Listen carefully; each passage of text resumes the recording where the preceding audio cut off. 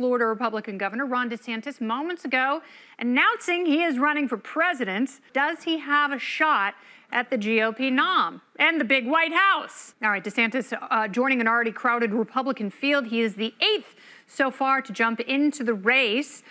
No rival matters more than former President Donald Trump, the 45th president, welcoming him with open arms. Just kidding. Trump writing on Truth Social, quote, Ron DeSantis can't win the general election or get the nomination because he voted to obliterate Social Security, even wanting to raise the minimum age to 70 or more, voted to badly wound Medicare and fought hard and voted for a 23% tax on everything, sales tax. He goes on. He was and is a disciple of horrible Rhino, Paul Ryan, and others, too many to mention.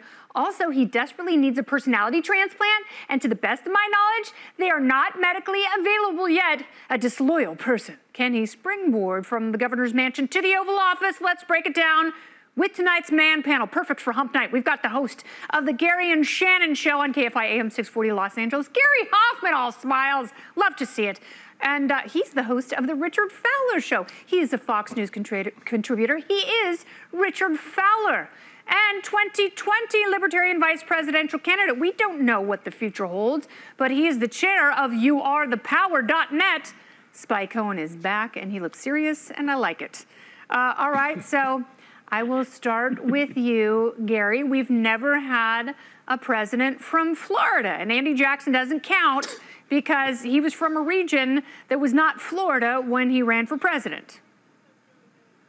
Okay, well, we've also never had a president from Aruba. That doesn't mean, well, actually, that can never happen. Exactly based right, on Gary. the Constitution. Well said. I do want to congratulate Ticketmaster for their great rollout of the governor's announcement today. I thought that was pretty free of any problems, if you will.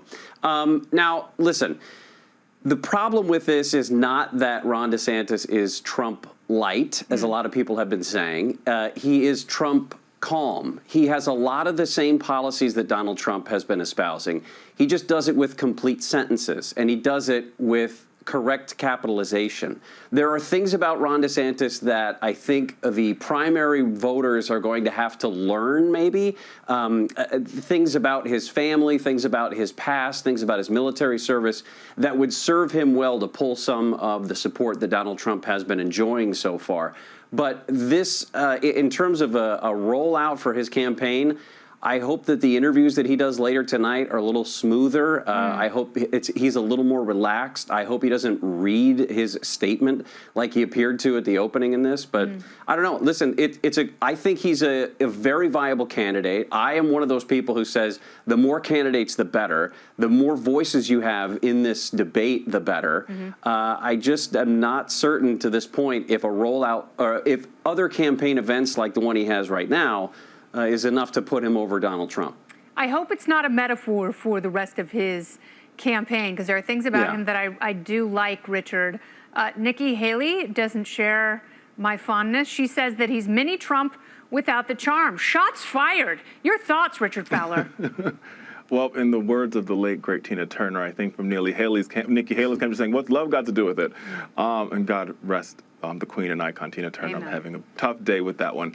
But on to this presidential race. Listen, here's where Donald Trump benefits in this sort of worldview that they're in. The more candidates that enter the race and dilute the field, the better chance Donald Trump has to keep his hold and stranglehold that he has with the Republican Party. I think today's botched rollout by DeSantis, hopefully it might get a little bit better as the night goes on, but it just shows that when it comes to production value, when it comes to showing you who can be the reality star in chief, Donald Trump is the winner of that one. And I think the ideal of the DeSantis campaign, which they said last week on a call with donors and some members of the press on that call, that he wants to run to the right of Donald Trump. I think that could present problems for him if he makes himself out of the primaries. When you get the general election, you get to a place like Michigan or Wisconsin, you're going to have some explaining to do about many of the laws that were passed in Florida, because those will land with a thud. In places like Michigan and Wisconsin. He's pretty good at defending himself when people attack his record specifically. Spike, I don't know if you were able to listen, but I did appreciate two of the voices they brought into the discussion, and that was Jay Bhattacharya. He is the medical professor, an economics professor from Stanford, who was ostracized for his COVID views as a medical expert during the pandemic, and also one of our very favorite titans of liberty from Capitol Hill, Kentucky Republican Congressman Thomas Massie. What were your thoughts on the successful part that you heard of the DeSantis forum? Well, I think a very interesting thing is, first of all, let's be very clear. It's almost certain that the Republican nominee is going to be either Donald Trump and Ron DeSantis. I think these are all, the rest of them are all also Rams. Mm-hmm. And I think a very interesting thing is the tactic that Trump seems to have taken to attack him on something that probably should be, I would hope, would be popular with Republican primary voters, which is reining in entitlements like Social Security and Medicare. But it kind of makes sense. You can't really attack him about anything else. You can't attack him about the lockdowns that he enforced, because Donald Trump was the guy with the 15 days to slow the spread sign that he held up next to Anthony Fauci. You can't attack him for enforcing red flag laws because he's one of the champions of red flag laws. He can't attack Ron DeSantis for signing off on budgets that are double the budgets when he came into office, because Donald Trump spent and ran up more debt than any other president in one term to come before him. So I guess this is really all he can do, or maybe fall back to what he usually does, which is just calling him names, which has actually worked for him in the past. But Ron DeSantis can actually do quite a bit to attack Trump. Donald Trump rolled over to the FBI and the NSA and the ATF and the CDC and Anthony Fauci. He talked about draining the swamp, and he ended up being owned by the swamp during the 4 years he was in there. So if Ron DeSantis plays his card right and talks about Donald Trump's actual record, then this could be DeSantis' to win. But if history shows us, Trump's really good at just calling someone a name and then they lose against him. And then backing so we'll see. away, well,